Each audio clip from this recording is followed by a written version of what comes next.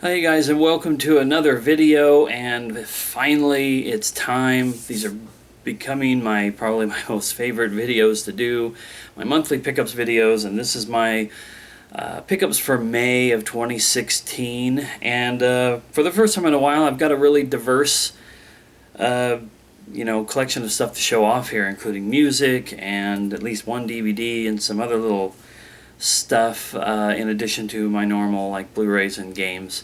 So anyway, without further ado, let's just get started. And I'm going to start with the CDs that I picked up. Yeah, it's been a while since I've picked up CDs and had something to show off in this, but I managed to pick up 4 this time around. And we're going to start with the first one, which is Chris Isaak. This is First Comes the Night. It dawned on me the other day. Well, this was a couple weeks ago that I bought this, but it dawned on me around that time that I hadn't bought a Chris Isaak CD in about 20 years, and the guy has put out a few CDs since the last time that I picked anything of his up. This is his newest one, but I'm probably going to go ahead and try to pick up the rest of the CDs he's put out since the last one that I bought, which was an album called Baja Sessions, if I remember correctly.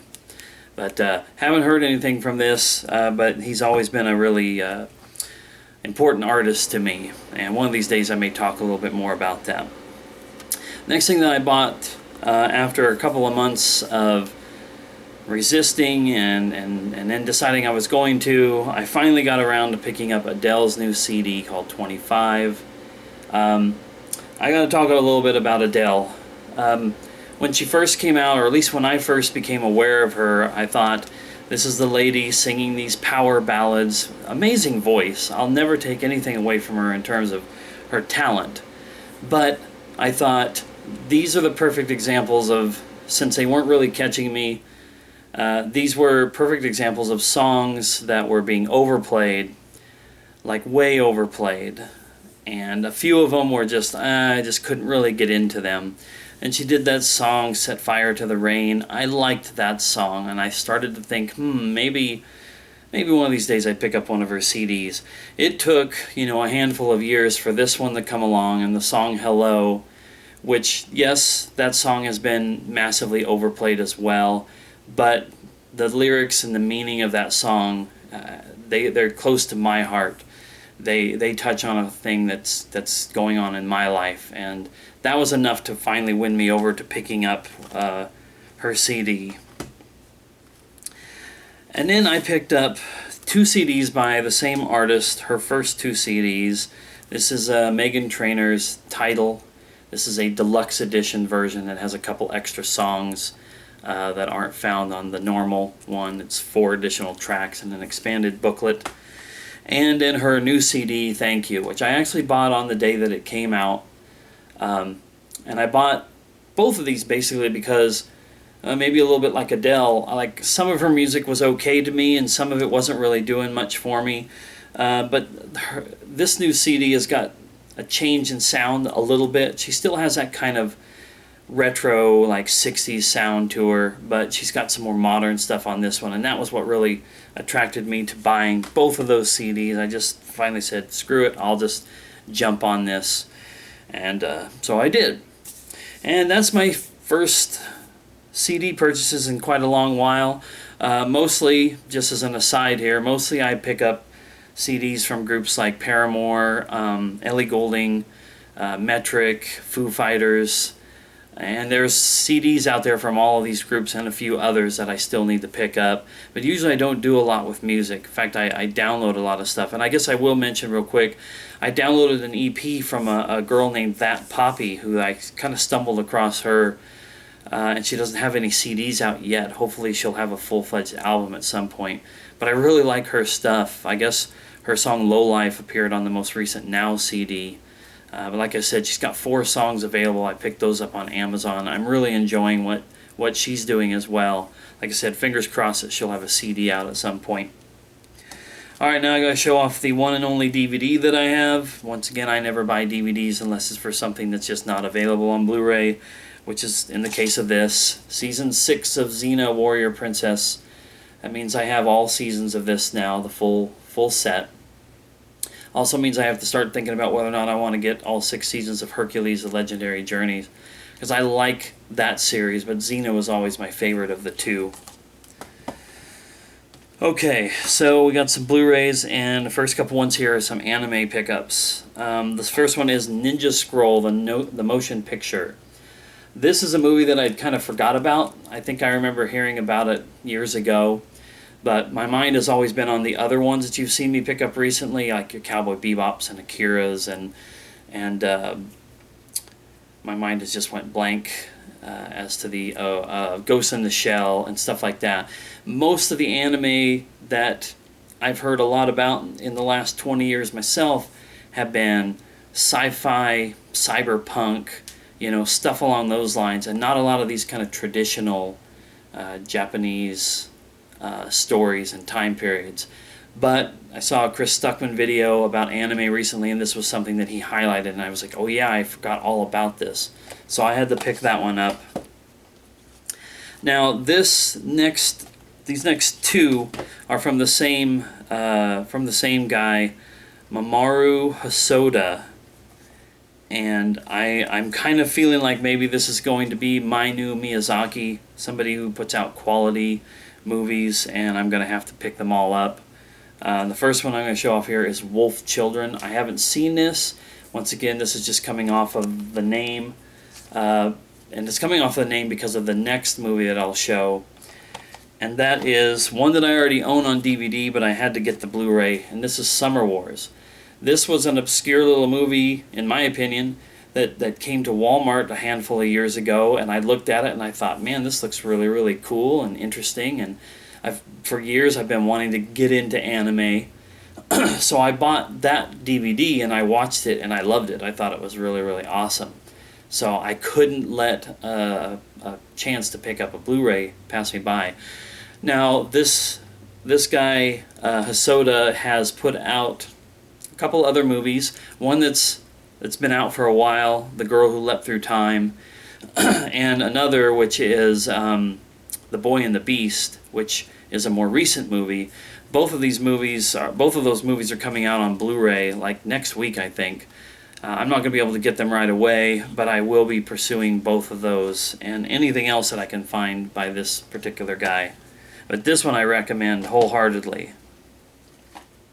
Okay, now just my regular Blu-ray purchases that I picked up. We're going to start off with Salt, what I think is kind of an underrated Angelina Jolie action movie. When I saw it, when this came out in 2010, I think, and I saw it right around about that time, and I loved everything about it except for the ending. I thought the ending was a little weird, but otherwise I really enjoyed this movie, and I was able to pick it up for like $7 or $8. Alright, and then we have Joy, most recent Blu-ray release of a Jennifer Lawrence movie, but this is also by director, is it David O. Russell? Yeah, David O. Russell, who directed the same people that's on here, Jennifer Lawrence, Robert De Niro, and Bradley Cooper in Silver Linings Playbook, which was awesome. And he also did movies like American Hustle, which I have, but I haven't watched yet, and The Fighter, which I have heard is really good. I wanted to get this one mainly because of the cast, though, and I like those people. And I have a bit of a problem, though, with this cover. It's such a weird... It's like the picture that a newspaper reporter would take of a lady as she's coming out of a courthouse or something like that. It's not that... I'm not necessarily going for thinking that they should have done a picture that's flattering. I just feel like this was a strange... It looks like an outtake kind of photo. I do like that it opens up, though, and it's got a nice little picture like that. I love packaging. Movies and games and stuff that have nice packaging really win me over. And I got a few purchases that I actually made today, so some things that are officially June, but, we won't worry about that. The first thing that I got here is The Witch. Wasn't really thinking about getting this movie at first. Reminds me a little bit of when I bought The Forest recently. Just kind of has a look and a feel to it that's interesting, but I'm not normally into, horror movies of any kind. This is, I think, a little bit more of a psychological horror. Not necessarily like in your face, but I don't know, it was $15 and I just thought I would give it a chance. It was an impulse purchase basically. But I got these other two movies here that came out this week that I was really looking forward to. First one up here is 999. This is an action movie with a heck of a cast. I mean, you can see a lot of the faces on the front here. But we're talking Casey Affleck, Chiwetel Ejiofor. I can't remember exactly how to pronounce his name, but he's awesome. Anthony Mackie, Aaron Paul, Norman Reedus, Woody Harrelson, Kate Winslet. Gal Gadot is in this. Teresa Palmer. There's other people that they didn't even list on the credits. But I remember the previews for this looking like it was a pretty badass action flick, so I had to grab that one. And then this movie may end up being really, really bad. I don't know. In a way, I don't really care. It feels like a little bit of a throwback to 10, 15, 20 years ago and the action movies that were coming out that were big CG spectacles, and sometimes the acting or the story wouldn't be top-notch, but it would just be fun. And that's why I picked up Gods of Egypt. You got Gerard Butler, Jeffrey Rush. I don't know the Nicolas Coster-Waldau. I'm assuming it's this guy. He looks familiar, but I don't really know who he is. But before Star Wars Force Awakens, there was a preview for this, and I don't know. I was like, that reminded me of a Mummy Returns, or some of those kind of movies from mid to late 90s into the mid 2000s. So that's why I grabbed that. If it's horrible, it's horrible. Hopefully it's one of those so bad it's good kind of movies. And then hopefully you may have picked up on what my last Blu-ray purchase for the month of May could have possibly been, and that's Deadpool, The Merc with the Mouth. The movie that I did a video about, I believe it's already up on my channel, so there's not much more I can add to it. I really liked it. It was really good. It was maybe a little different, and there were some parts to it that I thought were, I was expecting it, even as a person who's not a Deadpool fan. I was expecting a few things in this movie that weren't there, but it's definitely worth watching, and I will definitely be checking out the sequel whenever that comes out. So now I'll get into my gaming stuff, and I'm going to show off first these two stickers that I got celebrating the 10th anniversary of the Nintendo 64 Forever Forum, which we celebrated in early April. And I got these a while back. I forgot to show them in the last pickups video, but I wanted to show those off. Pretty sweet little commemorative thing for our forum. And then I picked up a little something, like I did my buttons and pins collection videos, and this is something that I got since then. Uncharted 4 pin. It's got the PlayStation symbol and it says Uncharted 4, so that's going to go in with all the rest of that good stuff. Now, as far as my games go this time around, well, it's all Sony based, but it's not all PS4. First thing I have to show off here is Gex Enter the Gecko for the original PlayStation.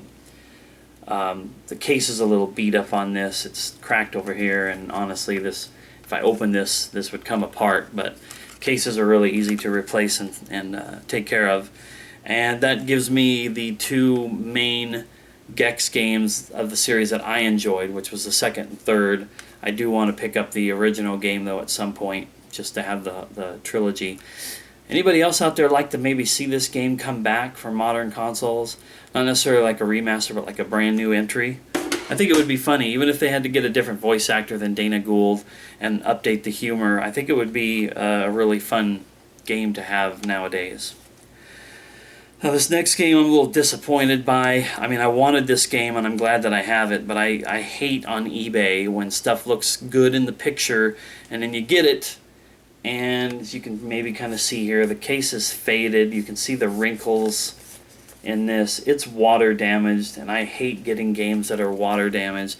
It may not mess up the disc at all, but all that paper stuff, like you open it up and it's crickly and crackly and it peels apart. Oh, I hate that so much. But I got this really cheap, so I guess if I need to, I can get another copy at some point. The RPG Maker series is one I've always wanted to at least own, and maybe one of these days try my hand at making something with it. So there's the first one. And then this is my last PlayStation 1 game. This is Rising Zan, the Samurai Cowboy, a sealed copy of this. If I remember right, I was inspired to pick this up because I think it was Chris P, who's now going as the Lone Gamer. Can't remember the name. The Low Profile Gamer. See, I pay attention. I think I saw a video of yours in the last few months where you had picked up a copy of this game, and I was like, oh yeah, I've always wanted to get that. Managed to get one sealed, brand new sealed copy. So awesome to have that one. And I got a couple of PS2 games to show off, and the first one blows me away that this thing even exists. And that's no pun intended, considering that this is the National Rifle Association's Gun Club game, which I guess is sort of like a bunch of shooting games, sort of like mini games, but it's branded and packaged and endorsed by the NRA. I saw this on, I don't remember actually, maybe it was on eBay, one of those suggested games, and I just thought to myself, what? Like, I'm not one to get into the political kind of stuff or anything like that. You do what you want to do, I'll do what I want to do. But this kind of surprises me a little bit that the NRA actually had a video game that was put out. So, and it was really cheap, so I picked that up. And also really cheap, I managed to pick up a copy of MVP 06 NCAA Baseball. There were only a couple of college baseball games on the PS2. There was this one in the 07 version, which I'll get at some point. And I just wanted to get it. I saw it on a video or on something, and I searched it up and found this one was cheaper than the 07. But I will have the 07 at some point too. And then I got myself a handful of PS4 games, some more additions to my library. This is the first thing I got, Crimes and Punishments, Sherlock Holmes. This was another disappointment. I've had a couple of bum deals through Amazon, and this one was one of those. This one was advertised as being brand new game. And to me, and I think to most collectors, brand new means sealed copy, unopened, never been touched or played. Well, as you can see, there's sticker residue on it there and back here, and then there's the fact that it's open. But since it was cheap and I already had to go through a return with Amazon last month, I wasn't going to dispute this one. It's all there. I'll take it. But I'm starting to get a little wary of Amazon deals that purportedly are brand new. Because this is the one that I dealt with last time, Wolfenstein: The Old Blood. In the last pickups video, it was open and I opened it on camera and there was no frickin' disc inside. So they sent me a brand new sealed copy of it, and I sent back the other version, or the other copy that I got that was opened. And no big deal on that. In fact, I'm supposed to get reimbursed for the shipping that I paid to send the other one back. So at least they took care of it. Alright, and the next couple of games are all like bigger releases, I guess what you would call. To me they are. First thing I got here is the Mega Man Legacy Collection. Now this game scares me. Just as much as any Dark Souls game would scare the average person, including myself. This scares me. These Mega Man games are supposed to be tough. I didn't play them back in the day. I've always said I'm a big Mega Man fan of through Mega Man Legends 1 and 2 and the Misadventures of Tron Bonne, but the old classic Mega Man games don't really do all that much for me. But the reason why I bought this is because, one, it'll give me a chance to try them. Two, it shows support to Capcom for Mega Man in general, including for the chances of them putting the next games out, because this is Mega Man's 1 through 6. And there are a lot of people out there who want to see Mega Man's 7 through 10 and the possibility of an 11. And I figure as much as we support games like this, maybe that Mega Man Legends 3 game will come back, because that would be one of my all-time, like, now that Shenmue 3 is coming, and The Last Guardian, and a remake of Final Fantasy VII, Mega Man Legends 3 would probably be the one game that I want to see the most actually come to be. So I will support them in their physical games like this, of previous Mega Man Legends, or previous Mega Man games, legendary games, in the possibility that someday we might get something like Legends 3. Alright, next thing I got here is Batman Arkham Knight. I probably could have waited even longer to get this game because I have not completed any of the previous Arkham games. I've almost beat Asylum and I've played a little bit of City, but I do own all of those, and in July they're releasing a PS4 and I believe Xbox One remasters of Asylum and City, so I'll be jumping on that. But now I have Arkham Knight. I only paid $20 for it, so that's pretty awesome. And I know that this one will play pretty well, compared to the PC version. Alright, this is the thing that I'm actually playing currently, the single-player mode for Battlefield Hardline. I'm having a lot of fun with it. So I'm glad that I waited for this to get cheap, because I will never play the multiplayer part of it. But as far as the single-player goes, yeah, I'm really enjoying it, and I'll be talking about that in the video very, very soon, I'm sure, as I only have a couple episodes left to finish that one off. And then my last pickup of May came out on the last day of May. This is the Dead Island Definitive Collection. The glare is kind of not showing the title very well, but what this is a remaster of Dead Island and Dead Island Riptide, and then there's this retro revenge game that's kind of a like 16-bit side-scroller based off of Dead Island. That part doesn't really interest me very much. It was just getting remastered versions of these two games so soon after finishing Dying Light, which was made by the same developer as these two games. I don't know, it just dropped at the right time for me. I'm not going to go back and play either one of these games right away, but I will be happy to play them like this the next time that I want to. One warning, I guess I would say, for PS4 owners: the PS4 version of this has a disc inside that has the first game on it, and then it has download codes for the second game and for the Retro Revenge game. Xbox One versions of this has all three games on the same disc. And I've seen Techland's, it is Techland, right? Yeah, I've seen Techland's explanation for it on their Twitter. I don't know technical stuff, but they say that the PlayStation 4 can't do a thing with multiple games on the same disc unless you build something into the game, which they elected, I guess, not to. And it's not a problem with the Xbox One. I just wanted to warn anybody who hasn't bought this yet, who might watch this video, if you have the option for one or the other, and it's also going to be, if not already, available on Steam or something, the Definitive Collection. So you might want to go with one of those other formats if you don't like that. I don't like it, but I didn't really have a choice. I already owned the first Dead Island on Steam, and it kind of chugs on my 4 or 5 year old computer, so I wanted this. I'll accept the download code, but I wish they could have done it differently. And that's it. I'll get off my soapbox here. That's my pickups for the month of May. I'm already looking forward to June for a couple of things I've got pre-ordered and some other stuff I just recently ordered online. It'll get here in the next week or so. So June's going to be a pretty exciting month, and all summer long, to be honest with you. Sad that No Man's Sky got pushed back, though. That's a bummer. That would have been out in just a couple weeks. Anyway, guys, thank you for watching, and I'll see you next time.